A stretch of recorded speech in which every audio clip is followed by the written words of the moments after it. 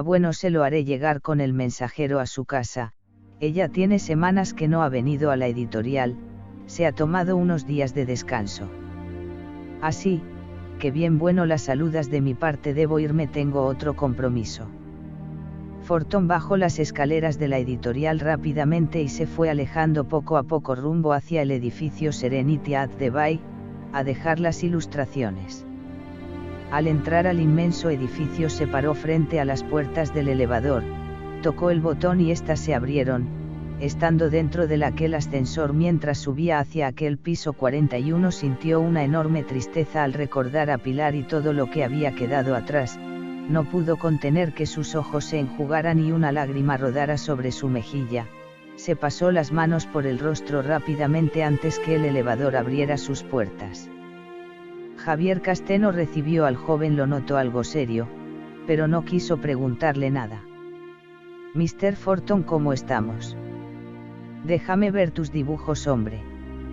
Javier era muy entusiasta a la hora de recibir a las personas y con Fortón no era la excepción.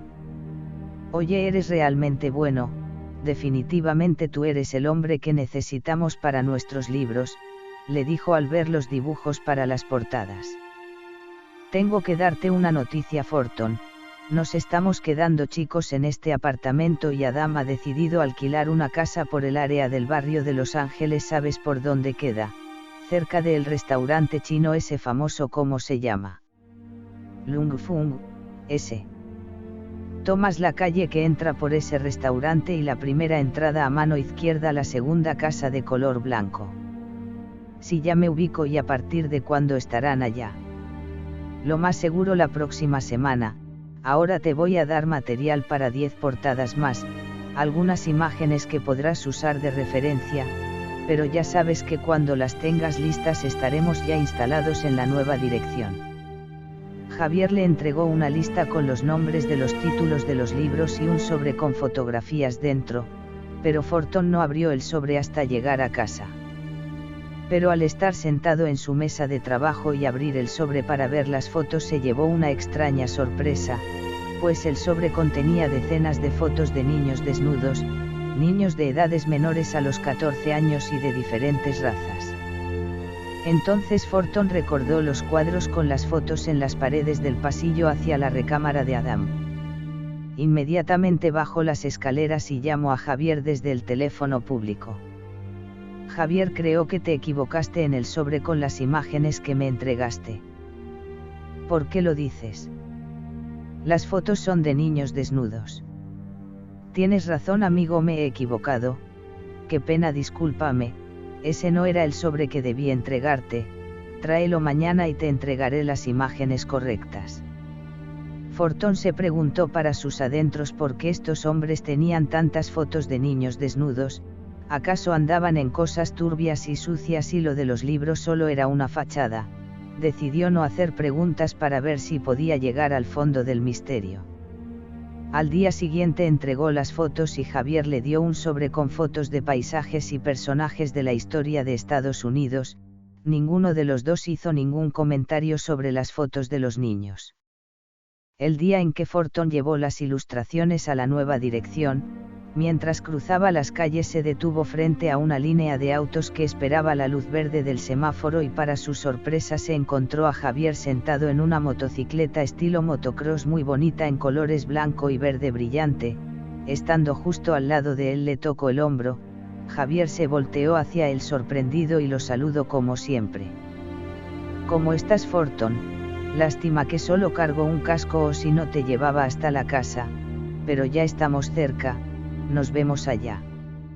Cambió la luz del semáforo, la línea de autos avanzó y Javier aceleró su moto a toda velocidad.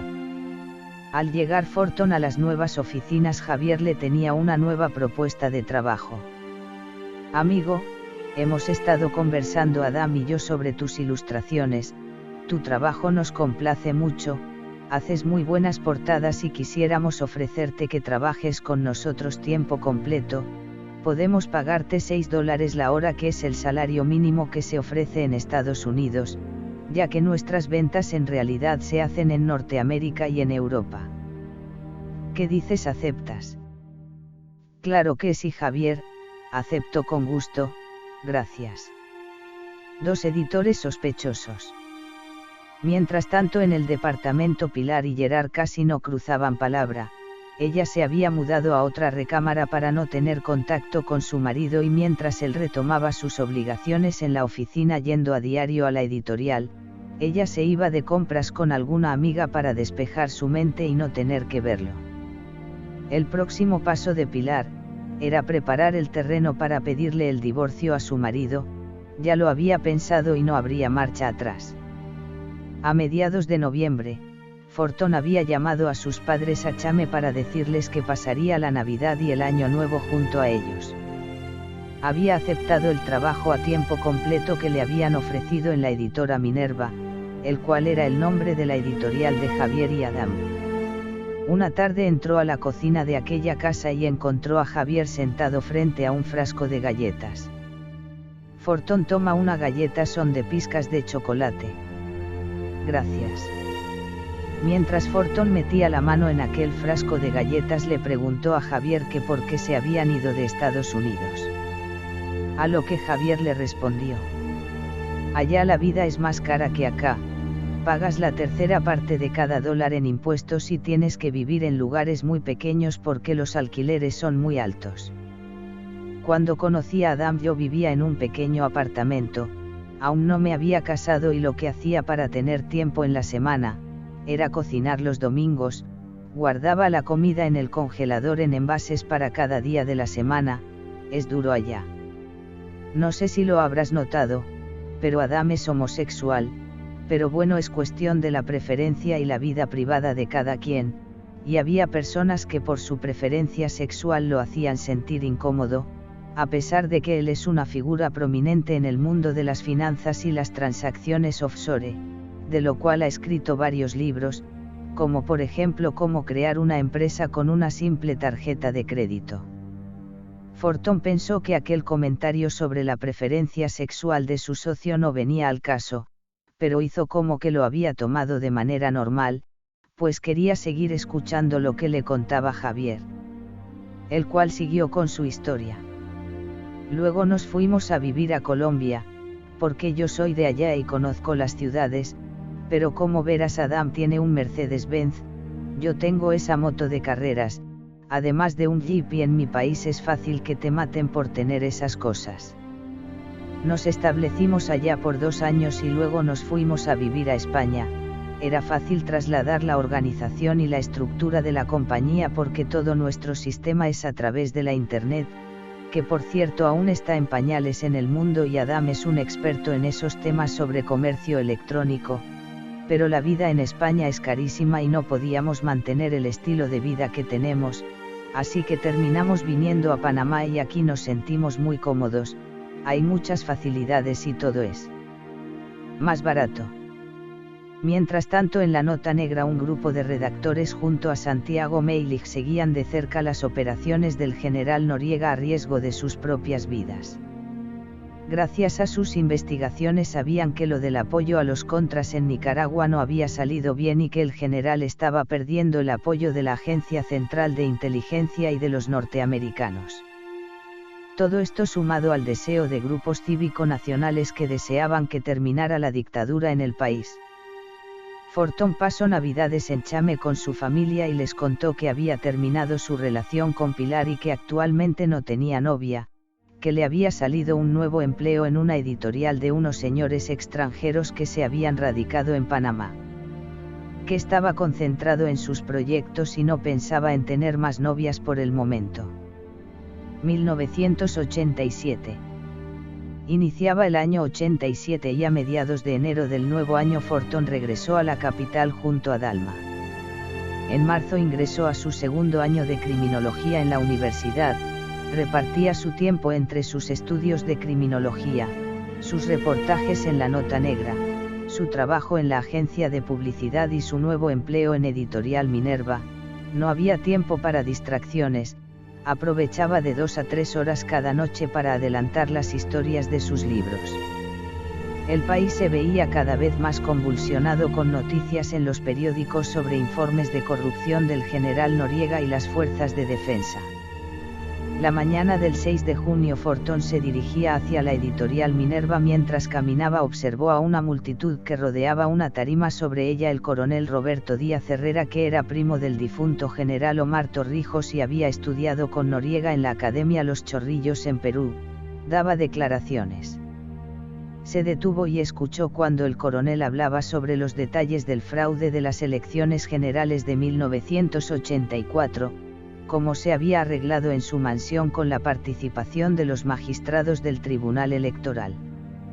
De cómo los militares junto a Noriega habían obligado a renunciar al presidente Nicolás Ardito Barleta.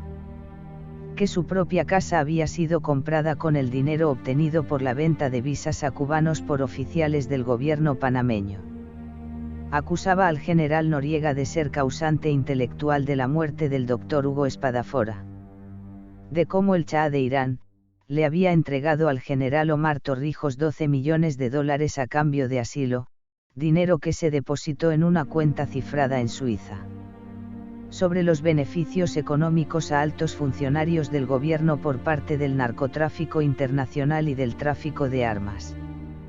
Estas declaraciones se convertirían en el detonante para iniciar una insurrección civil de la sociedad panameña contra el general Noriega y las fuerzas de defensa. En aquel momento iniciaron las protestas, cierres de calles con barricadas junto a destrucción y vandalismo. La sociedad civil panameña se organizó en una llamada cruzada civilista para luchar contra el régimen. 3 días después empieza a aparecer en los titulares de los diarios a nivel nacional. Se crea una cruzada civilista pro rescate de la justicia y democracia. Al día siguiente la cruzada organizó una manifestación, la Gran Cruzada Blanca, en la Iglesia del Carmen. Las fuerzas aliadas al gobierno militar organizaron un acto político contra esta manifestación, pero el presidente del Valle ordenó la prohibición de ambas marchas. Haciendo caso omiso, la Cruzada Civilista Nacional organizó el evento, y las fuerzas antimotines, los llamados Dobermans, junto con otros estamentos de militares y elementos civiles simpatizantes al gobierno, arremetieron contra los miles de manifestantes. Se efectuaron arrestos masivos y sometiéndolos en una intensa represión, violaciones y vejaciones de todo tipo contra la ciudadanía panameña. Se suspendieron las garantías constitucionales, el gobierno provocó un apagón general, se decretó un toque de queda, las protestas continuaron y provocaron una radicalización de la oposición que pedía el fin de la dictadura militar, la salida del poder del general Noriega y el regreso de la democracia. Los opositores de la dictadura militar bautizaron este día como el Viernes Negro.